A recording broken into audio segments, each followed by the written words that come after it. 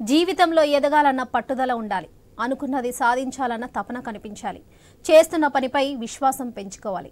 ఈ 3 లక్షణాలు ఉంటే ఎంతటి సామాన్యుడైనా ఎత్తైన శిఖరాలను చేరుకుంటాడు. దీనికి ప్రత్యక్ష ఉదాహరణ కర్నూలు జిల్లా ఆలూరుకు చెందిన ఓ యువకుడు. కరువుకు కేర్ ఆఫ్ అడ్రస్ అయిన కర్నూలు జిల్లాలోని ఒక మారుమూల ప్రాంతానికి చెందిన ఆ యువకుడిది రెక్కాడితే కాని పూట గడవని కుటుంబం. ఇంతకీ ఏంటా యువకుడి విజయగాథ? ఆయన సాధించిన ఆ విజయం ఏంటి చూద్దాం.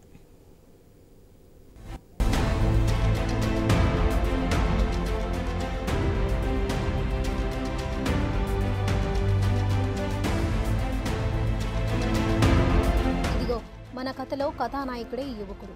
పేరు మధు.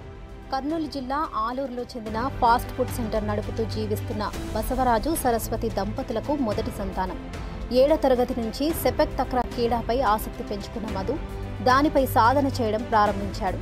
కుమారుడి ఆసక్తిని గమనించిన తల్లిదండ్రులు ఆయనను ప్రోత్సహించడంతో ఆ క్రీడలో రాటుదేలాడు.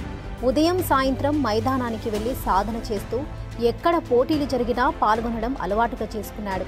ఆ పట్టుదలే ఉత్తమ ప్రదర్శన కనపరచడానికి వేదిక అయిందని మధు తండ్రి గర్వంగా చెబుతున్నాడు. మా అబ్బాయి సెపెక్ తక్రాకి సెలెక్ట్ అయినందుకు నాకు చాలా ఆనందంగా ఉంది.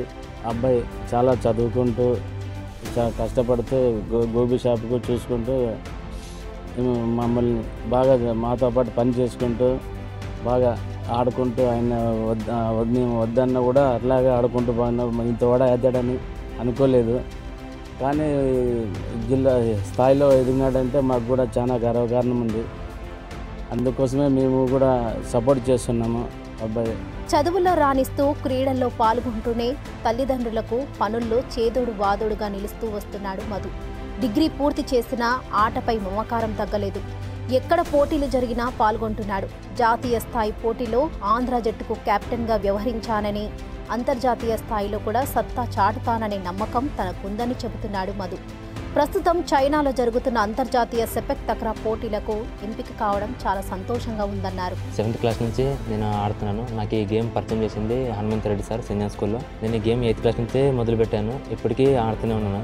గడిచిన 12 సంవత్సరాలుగా గేమ్ ఆడుతూనే ఉన్నా. ఇప్పటికీ 20 రాష్ట్ర స్థాయి పోటీలు, 15 జాతీయ స్థాయి పోటీలు ఆడినాను.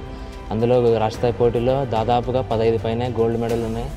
జాతీయ స్థాయిలో దాదాపు 10 పైన మెడల్స్ ఉన్నాయి. అందులో హిమాచల్ ప్రదేశ్లో జాతీయ స్థాయిలో గోల్డ్ అండ్ దావణగిరిలో సిల్వర్, అస్సాం, హైదరాబాద్ అండ్ నారాయణపురం ఆంధ్రప్రదేశ్లో బ్రాంజ్ మెడల్ ఉన్నాయి నాకు. నేను ఈ స్థాయికి ఎదగడానికి మా పేరెంట్స్ సహకారం చాలా ఉంది దీంట్లో. ఇప్పటి వరకు 14 సార్లు ఆంధ్ర జట్టుకు కెప్టెన్గా జాతీయ స్థాయి పోటీలో పాల్గొన్నానని చెబుతున్నాడు మధు. 2016లో కర్ణాటక రాష్ట్రము దావణగిరిలో జరిగిన జాతీయ స్థాయి పోటీలో 2వ స్థానంలో నిలవగా వ్యక్తిగతంగా తనకు రజత పతకం వచ్చిందన్నారు. 2017లో హిమాచల్ ప్రదేశ్లో జరిగిన పోటీల్లో ఆంధ్ర జట్టు ప్రథమ స్థానంలో నిలవగా బంగారు పతకం అందుకున్నారు. 2018లో అసోంలో 3వ స్థానం, 2019లో తెలంగాణలో జరిగిన జాతీయ స్థాయి పోటీలో కాంస్యం సాధించారు. ఢిల్లీలో ఆగస్టు 11న జరిగిన పోటీలో సత్తా చాటడంతో అంతర్జాతీయ పోటీలకు తాను ఎంపికయ్యాయని మధు తెలిపారు. ఏపీ నుంచి 20 మంది, పలు రాష్ట్రాలకు చెందిన 200 మంది ఎంపిక పోటీలో పాల్గొన్నారని కోచ్ హనుమంత్ రెడ్డి చెబుతున్నారు.